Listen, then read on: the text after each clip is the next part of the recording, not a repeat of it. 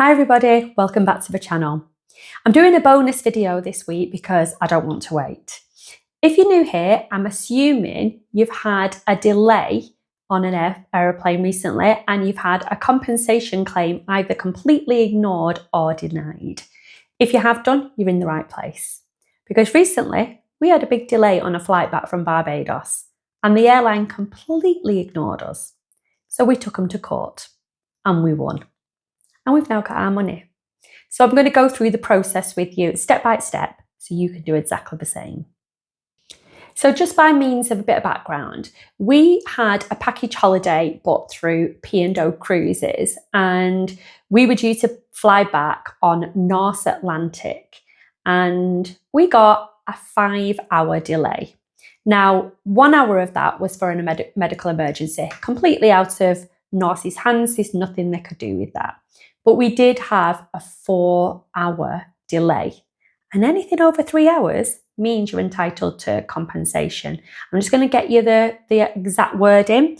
It's under the UK 261 compensation rules, technical or operational delays caused by the airline usually qualifies for compensation. And we knew that the flight coming in was delayed due to industrial action. So we knew we definitely was entitled to it. So in the UK and Europe, if your flight is delayed for more than 3 hours and it's the airline's fault, then you are entitled to compensation. And on a long haul flight like ours, we was entitled to £520 per person. And there were 5 of us. So this claim that we were doing was for £2,600. So I'm going to go through it step by step. So let's start with step 1. The first thing you do is you always approach the airline directly. Even if you've got a cruise, for example, people were saying should they put their claim in with P&O, that's who they had their contract with, and you would ask that question. But no, you go to the airline directly and you fill in their form. So they usually, all the airlines have these forms for this particular compensation. Fill in their form, go to the airline directly. We did this and we heard nothing. We got an acknowledgement initially saying thank you very much and we'll get back to you in due course.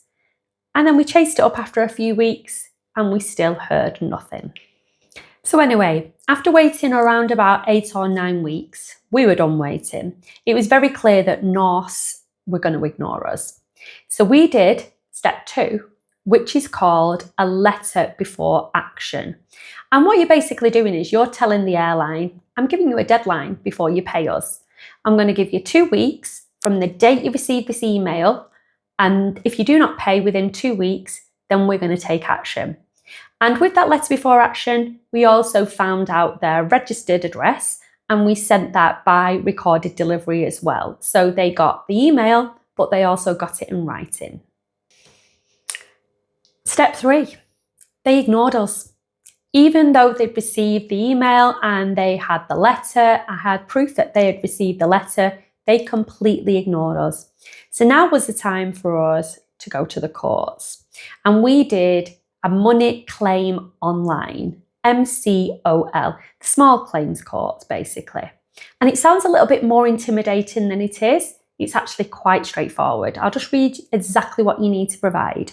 You'll need to enter your details, add the airline as the defendant, explain your claim. So just in a few words, explain you were due to fly back on such and such a time and this happened, they were delayed. We got a voucher, which is basically the airline admitting that it's their fault.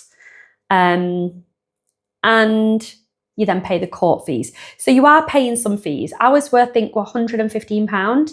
And that's because we were claiming for £2,600. It is a little bit less if you're claiming for less.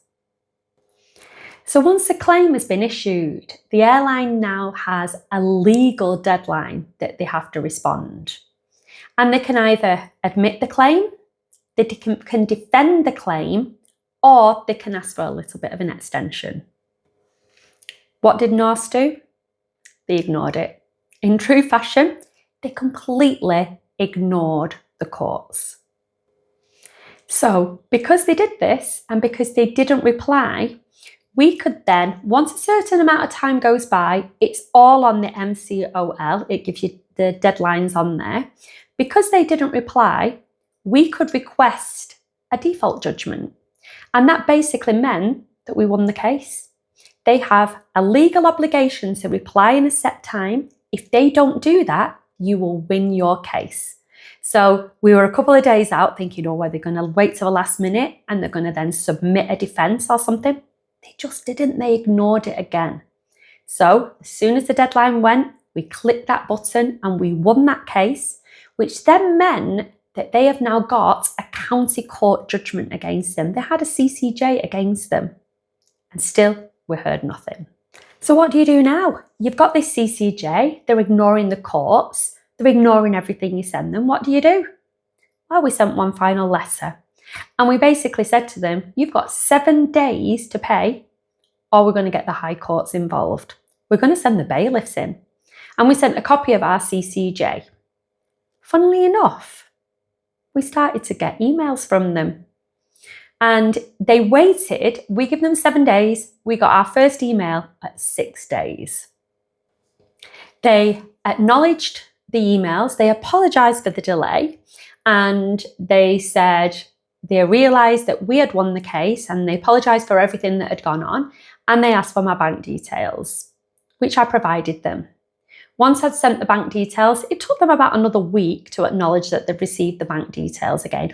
All this time, do not close your case. Until the money hits your bank account, keep your case live in the MCOL. Do not close it. And so we provided bank details. It took them a week to reply. When they did reply, they said, oh, thank you very much for giving us your bank details. We're going to hand this to our finance team, and that can take a few days. It took another week. Then one day I just had a look at my bank account, and there it was. They paid us our £2,600, and they also paid us our court costs of £115. Now I did request some interest. It was around about £66. That never came. And I kind of thought, I'm going to let that go. I got £2,715 out of them. Could I have pushed it for the extra £66? Maybe I could. But I was quite happy with what I received. My biggest tip in all this is do not give up. The airline is relying on people giving up. If you've got a flight with 300 people, how many people are going to go to this effort? They're going to put the original claim in with the airline. They may send a couple of follow-up emails, and then time goes by and people just go, I can't be bothered doing it. And they're relying on you doing that. It obviously pays for them to pay a few court fees, because why would you pay an extra £115? It must pay for them to ignore, because a lot of people aren't doing it. Don't be one of the people that ignores. Make sure you follow all the processes, and then you will be paid out. So hopefully this helps anybody who's in the same situation as us. If you've been through it, or if you've took an airline to court, please comment below. I'd love to hear your stories.